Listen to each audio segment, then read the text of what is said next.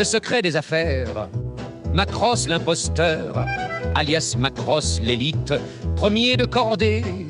C'était un tortionnaire, un éborgneur, un terroriste, un Machiavel qui plus tard ira même jusqu'à fomenter des guerres. C'était un conspirationniste, un comploteur.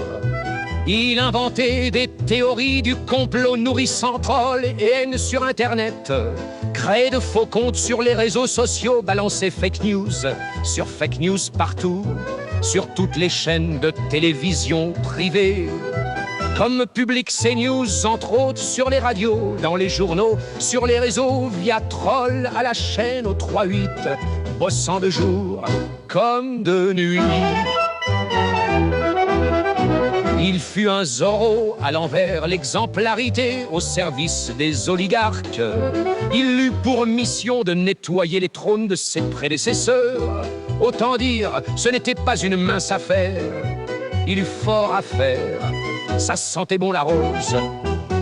D'affaires, il y en avait à l'appel, tant et si bien que Zorro à l'envers, d'emblée s'étant proclamé roi et montant en douce sur le trône, pour y siéger lorsqu'il coulait bronze, tout à l'ouvrage redoublé d'efforts, de ruse et d'audace, pour ne jamais laisser trace et faire le travail demandé. Il lui fallut ainsi les bruits des affaires se répandant très vite de toutes parts depuis les palais et les cabinets faisant un tintamarre jusque dans les couloirs même des assemblées. De toute urgence et de nuit, au Parlement convoquaient les godillots. Il les fit voter pinceau-nez, yeux bandés, tard dans la nuit, au petit matin, coup de pied au cul, pistolet sur la tempe. Le secret des affaires.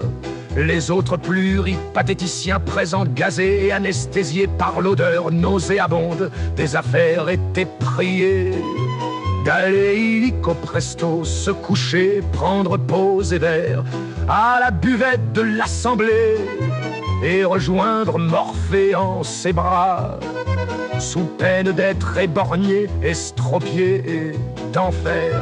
Mais c'était sans compter sur quelques récalcitrants, des Gaulois réfractaires, descendant à la dent dure, qui bien que n'ayant penu que la peur est déjà tout perdu. Main, œil, bras et jambes jusqu'à la vie, parfois, n'avaient en revanche perdu ni l'espoir, ni le nord, ni de vue. Les milliardaires présents en coulisses et gardent bon pied, bon œil, l'œil grand ouvert sur l'intrépide éborgneur.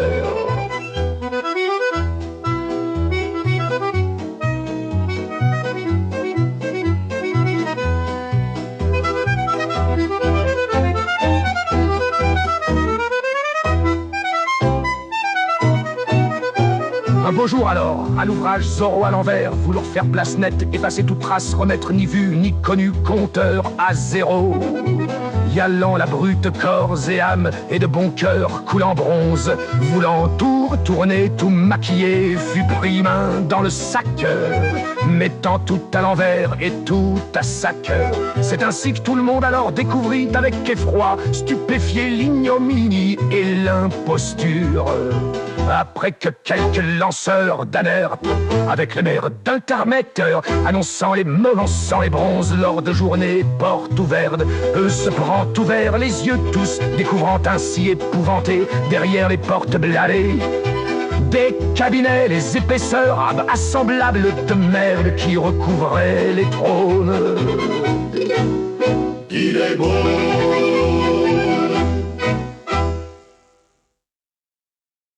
Et parlant sans lui, c'était très sale, ça sentait très mauvais.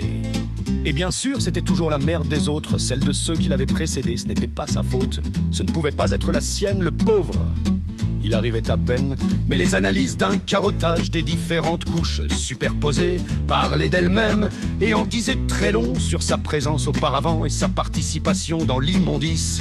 On y retrouvait bien sa trace, il n'en était effectivement pas à son premier bronze.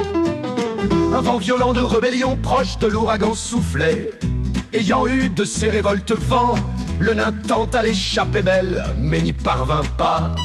Il tenta bien l'exfiltration, mais sans y parvenir, contraint et forcé, dans ses appartements de s'y retirer, il fut acculé. Dès lors, les colères s'étaient accumulées, atteignaient un tel paroxysme jusqu'alors inégalé. La pression était si forte que tout explosa. La déflagration fut telle que le tyran lui-même en trembla, fut comme paralysé et se terra au château. On fit alors parler la poudre, on se jura dorénavant là que plus jamais on se fierait au suffrage universel et laisserait seuls parler ni les urnes ni aucun merdia. On décide d'employer la force de déloger l'occupant de l'Élysée, prit la direction du bâtiment, l'encercla, jour et nuit on en fit le siège, jusqu'à pouvoir enfin extirper le despote, trouvé ventousé, collé, accroché comme pieuvre. Tourné face contre mur, se croyant ainsi furtif, devenu invisible, le visage comme encastré pris dans le ciment. Et bien qu'enveloppé de couches de lange, retenant ses fiantes, se faisant dessus trahi par ses éruptions brûlantes, malodorantes de bronze, semi-liquide débordante, débouillante. Le fait qu'enfant ma paix, en des proches jalons de vieux commet au mur, comme un coulil, mamou, une tari, une firouée au sol. On avait du retard, les dés de ci là, quel pou le pio que mais dans le foie et dans la batte, on va cratel, tant peine des s'en donnait à terre au jua, on ne n'avait mal de nez qu'on pleuvait de doute pas. Plus odeur était pas fin, chaque gel sur un brancam, et du sang de quiesture, fait terre ou visée, tu la jetais dans une taille de l'orquet, pour être évacué, fait torse commune, dans une téchage, on ne fit promule. La fumée s'élevant, quel putain ciel, né d'un monde atroneux, des saletanas, les brindres de fort dans les trucs drôles d'eux. On vit alors habillement cette dessinée d'image, la avec des cons. On vit aussi alors dans les cieux de la veine, comme des comètres juste du haut-dessus du sol, s'allumer une parcelle à rouge comme de la braise. Nos films et gangsters percutent des fiers pelés et poires, la seconde post-radique, l'ouvalant c'est-il un sort, le boulotine encore. Des saffies, le roger noir, l'excepfable l'écrange, des safettes et boucs, adrontanés, tristris dans les pas. Que l'on médoche, vite appliqué au moi de l'affaire, si l'on plonge ça et l'iscave enfin. Je suis une balle Joseph, on voit ce qui met le foie, alluria.